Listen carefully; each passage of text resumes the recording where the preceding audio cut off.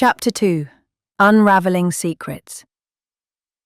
I stood frozen, unable to move, even as Major Ada's urgent command to secure the perimeter echoed in the chaos. Dr. Green clung to Dr. Rafiq, and Major Ada and I sprinted upstairs, each step feeling like an eternity. The children's screams intensified, blending with the ominous sounds of furniture being thrown and someone violently colliding with the mansion walls, sending tremors through the staircase. We finally ascended to the second floor of the house. Armed with a butcher knife, I was prepared for the unknown. The Major wielded the wooden rim of a mop, our makeshift defense against the ominous darkness that enveloped us. Just as we were about to reach for the room's door where the children were, something within the shadows grabbed Major Ada, hurtling her across the hallway. Blind to the assailant, I heard the ominous charge of something approaching me. Reacting instinctively, I swung the knife in a desperate attempt to fend it off. Miraculously, my blade found its mark, and the assailant screeched in pain before retreating, leaping out of the hallway window into the rainy night. Concerned for Major Ada, I rushed to her side. Despite sustaining a broken arm in the attack, she was already on her feet. I offered my jacket for a makeshift sling, but she waved off my assistance and sprinted into the room where the children were. I entered cautiously, the dim glow of the television screen casting eerie shadows across the room. It was the only source of illumination, revealing a gruesome scene.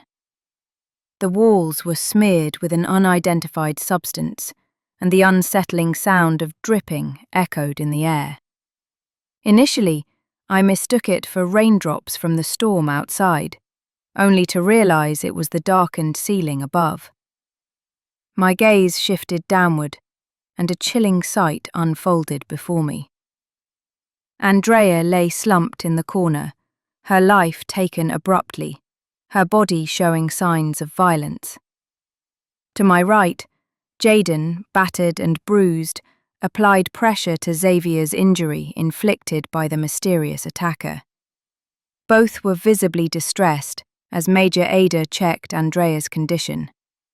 Jaden's words spilled out in a torrent of grief and frustration.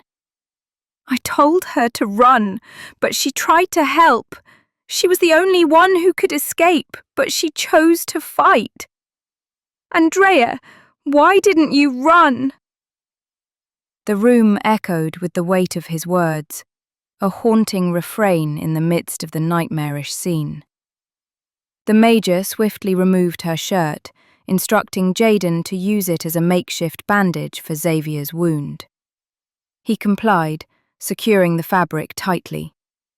With practiced ease, the Major hoisted Xavier onto her shoulders and urgently directed me to fetch Dr. Green and Dr. Rafiq, emphasizing the need to reach the transport vehicle for Xavier's immediate medical attention.